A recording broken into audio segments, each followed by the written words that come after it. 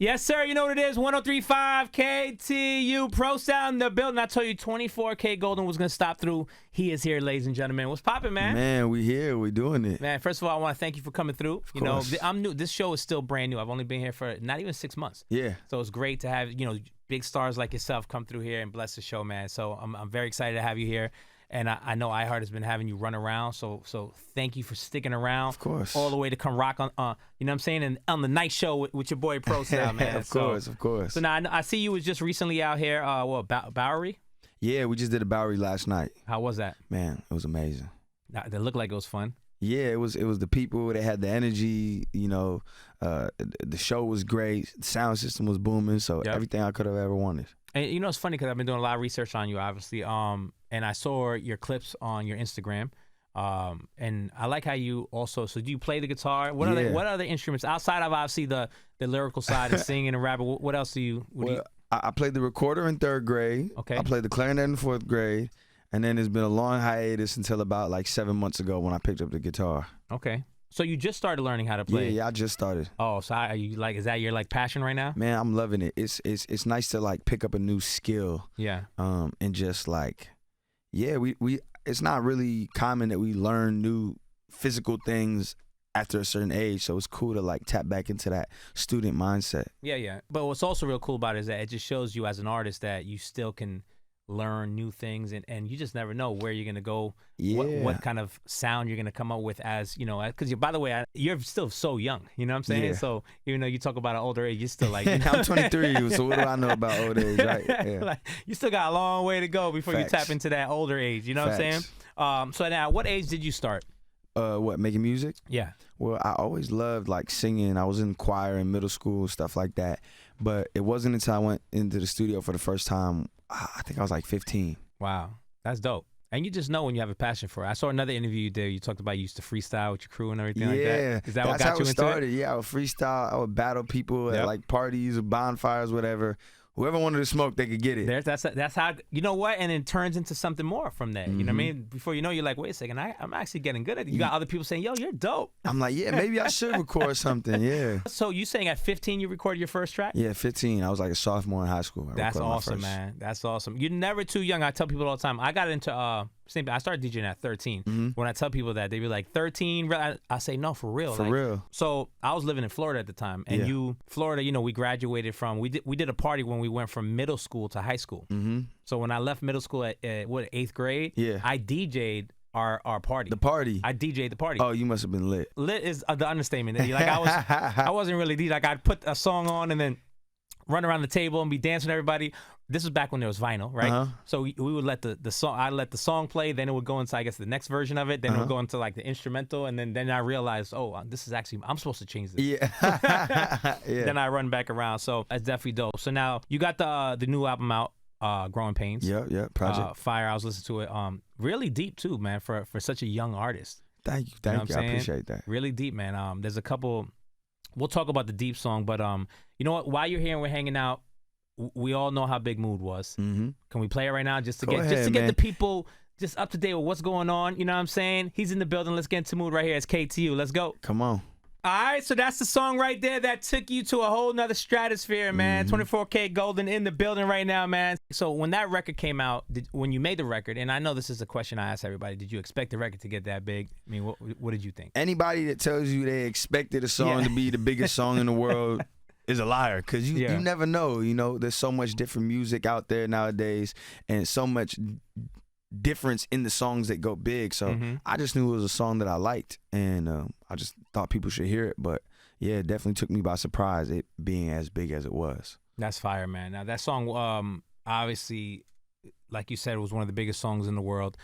How hard is it to then make a song to like, and going back to, like I said, I saw another interview, you talked about even for yourself as an artist, it kind of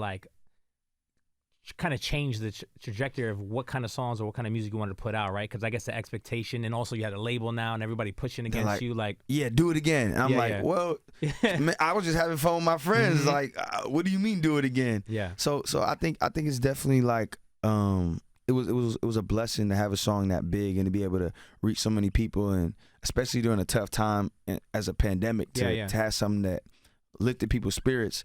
But yeah, now I'm just like, yo, let's get back to the roots. Yeah. Let's make music I like with people I like, and just put it out there and see what happens. And was it hard during that time to have such a big record out and then they shut everything down? Yeah, because I was stuck inside, man. I couldn't go do no festivals. I couldn't travel the world. I couldn't do a lot of those things, but I'm definitely getting my get back right now. I was about to say, but I mean, once they opened everything up, I know you were like... outside. What's the first big show you did that kind of like made you be like, whew, like the first big reaction after the pandemic? I think it might have been Gov Ball. Oh, Governors Ball, it was, that's a big right one. out here, and Oh, that was man, it was amazing. It was like I started the set and I saw people running over to come and watch my set, and I was like, damn, I didn't know y'all was rocking with me like that, just because I had been inside. But yeah, it was a real magical moment. Now you have a song on your new album, of course, that's out right now. I think is it Good Intentions? Good Intentions, yeah. Good Intentions is deep. Yeah, man. Yeah. I like how you get, even in all your songs, like you get a lot off your chest. You just kind of like you're just saying whatever you feel. But Good Intentions is a deep song, and you mentioned talking about having huge plaques on the wall, but they're from 21 and this and this and that. I mean, that's amazing. Like, what made you get into something like that? Is that you just really getting things off your chest, or what? Yeah, I feel like that was just like a summary of like, yo, if you hadn't heard any of the stuff I put out since then, like this is what I've been up to, this is what I've been going through, and I feel like it was a nice like just foundation to build off of and just let people know like the ups and the downs of this whole experience. That's real, and I love that. I love that about that song. I'm telling you, I must have listened to the song. I mean, I could probably quote a lot of the lyrics like a bunch of times because it's such a dope song because of that. A lot of people tend to not want to talk about their ups or their downs or mention their real feelings, right? They just want to portray just one. Everything's good. Yeah, everything's amazing. But you know, just like how I know, life ain't always sweet, man. No way. And you just got to roll with the punches, and as long as you just keep going, you never know where life will take you. Now, talking about where life's taking you, so what's going on with you now? Where is life taking you right now? What should we look forward to? So I just dropped that project, Growing Pains, 7 songs, super proud of it. I've been on tour for like the last 2 months, going all across North America. You know, we're in the States, we're in Canada, and just doing these shows and really getting to meet the people that really support me and like take the time to get to know them and let them get to know me. That's fire. Is there any artist that you're planning on working with or would love to work with that you haven't worked with yet? Man, there's so many artists, man. I mean, from Tame Impala to Bruno Mars to even somebody like, I don't know what the song would sound like, but V's, I love listening to his music. Cash Cobain is amazing. I know he's from out here. Yeah, so he's from out here. Yeah, man, just keep creating. Cash Cobain, I could get that. The rest might be a little tougher for me, but I could definitely get you Cash. I can get Cash Cobain on the phone for you right as soon as it's over. I can make that connect happen. We work together in L.A. actually. Oh, he's a super cool dude, man. He knows what's up. Yeah. I see you got records with DaBaby. That's fire, man. Yeah, DaBaby, Future, Sway Lee, Bieber. You have that sound though, like where it could sway either way. Yeah. So you fall into that hip hop, rhythmic, top 40 world which is dope, which is really like. And that's what I love about being at this station, right? Because we play it all and we cater to everybody. And you have that music that's worldwide music. You know what I'm saying? So I'm sure you're going to be traveling the world if you haven't already. Oh, yeah, man. I've seen so many places that I'm like, damn, this is my job. I get to go to see new places, perform these songs. I got the best job in the world. And Clarity. Now, Clarity's a record I've been playing in the mix. You know what I'm saying? Very much. It's fire record. And I like the energy on it. When you performed it last night out here, how was it? Oh, it was great, man. The people they was jumping during the hugs. They were singing every word back to me. It was beautiful. That's what it's all about. So, all right, man, new album out now. I appreciate you, for stopping by here. I already know, like I said, I know you've been doing your iHeart run, and I know how crazy that could be. But it's good to be back in the building, man, and not do it on Zoom. Yeah, that's the most important thing, man. That's the most important thing. So we're going to keep checking for everything you got going on. Matter of fact, we're going to go into a little mini mix right now. We'll play a couple joints. What's your favorite joint off the album that you have out right now? Man, it always changes, but right now I'm really feeling I'm here. I'm here. So you want to play that right now? Yeah, man. Play the whole thing if you play can. The whole thing? Yeah. We're going to play, man. Thank you for being here. And before you leave, I've just followed you on the gram. Okay. You know what? I just see you just about to touch this mill on the gram. Yeah, all right, man. Tell everybody in New York right now listening. Come on. What's your Instagram? Let's get my man to 1 million right now. Tap in is at 24KGoldn. And it's KTU is Pro Style, 24KGoldn. Let's go. Let's go.